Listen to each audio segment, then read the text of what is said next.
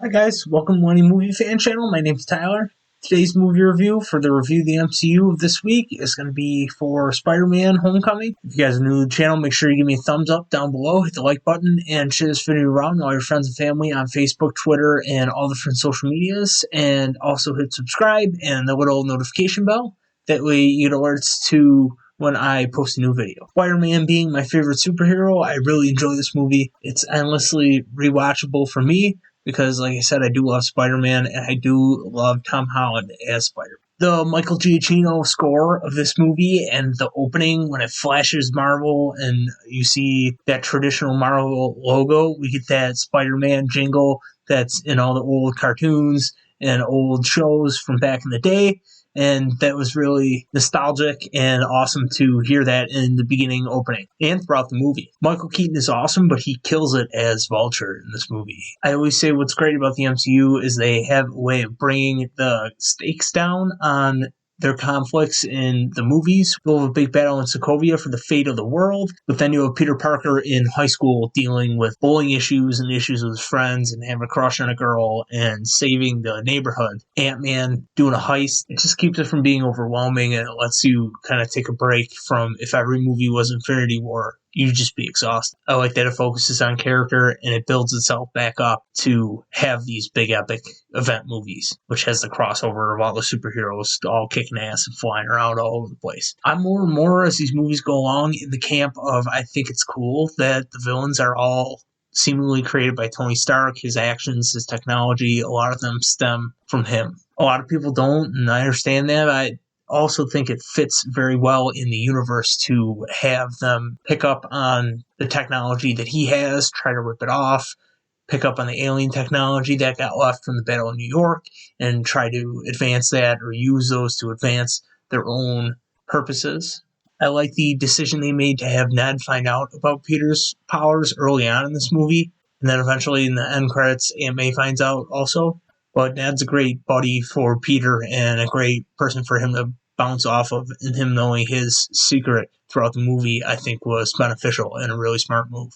In the scene where Michael Keaton kills the original Shocker, he gets very Batman-esque, where he's like, "Shocker, I shock people." It was kind of like when he was in Batman, and he was like, "Nuts, you want to get nuts? Let's get nuts."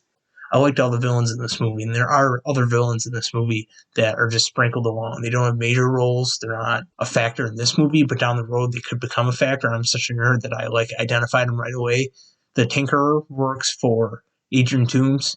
Obviously, Shocker is in this movie, and Scorpion is one of the guys that's in jail with Vulture at the end of the movie. And Donald Glover is playing a character that becomes the Prowler and is also Miles Morales' uncle. So Spider-Verse, that would be awesome. If you wanted to do that down the road, I think the door is open for whatever they want to do. They set up a lot of stuff that they could bring back and use in another film. The suit lady thing is a good bit in this movie, and it makes sense that Peter would give him a suit that has a built-in AI system like he has, but I'm still wrestling with whether I like that or not, even years after this movie comes out, or every time I've watched it, I'm like, I don't know if I'm enjoying that, because I'm not used to it with Spider-Man. So it's probably going to take another movie to get used to, another Spider-Man movie. Obviously, Far From Home's out already. We'll be getting to that in our MCU review, but I think it's going to take a little bit for me to be like, okay, Spider-Man's got a lot of assistance here. Speaking of which, Happy Hogan and Tony Stark in this movie are great mentors in Peter's life, and I like the dynamic that they play. Tony's like a father figure to him in this movie, and one of the best scenes of this film stems from their relationship, and it's when he saves Spider-Man, all the people on that boat, and he comes in, and Peter says, "If you really cared, you'd actually be here," and Robert Downey Jr. steps out of the suit, and you're like, oh shit, my heart kind of drops in that scene. It's really touching that he is actually there in person, shows he cares, and then everything he says just reinforces that. Some great quotes come out of that. I think that's one of the best scenes in the MCU, let alone in this movie. But by far, this is my favorite scene in this movie. And there's a lot of great scenes that are memorable and lovable. There's a scene where Liz, the Vulture's daughter, tells Peter, "You're really bad at keeping secrets," because he had a crush on her. And she's like, "I kind of knew that." But it's funny, not only because he's Spider-Man and is keeping that secret from everyone else, but also because Tom Holland goes on all these press tours and promotes all these movies, and he cannot keep a secret with any of these spoilers. So I always think about that in the back of my head when I rewatch it.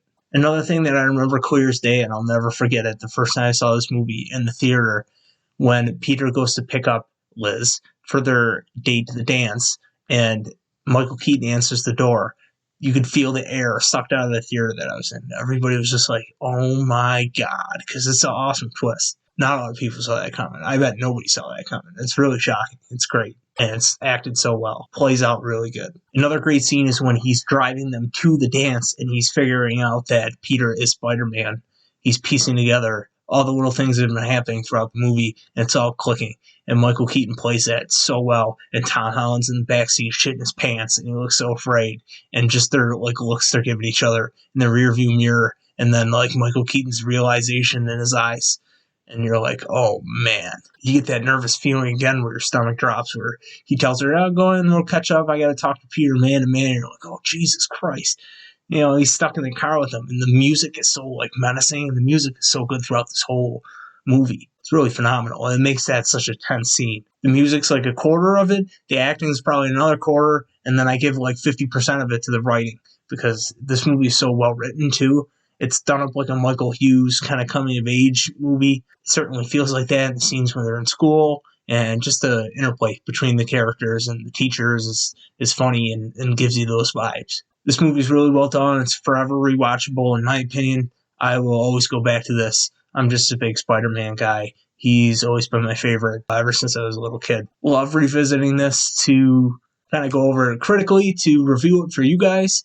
And I definitely advise that you check this out in an MCU marathon or rewatch. Well, that's my review. Thanks, guys, for tuning in. If you guys enjoyed the video, like I said in the beginning, make sure that you hit the thumbs up, and that helps out a lot, and subscribe, and make sure that you're notified by hitting the little bell button below also. But that's it for me. I will see you in the next video.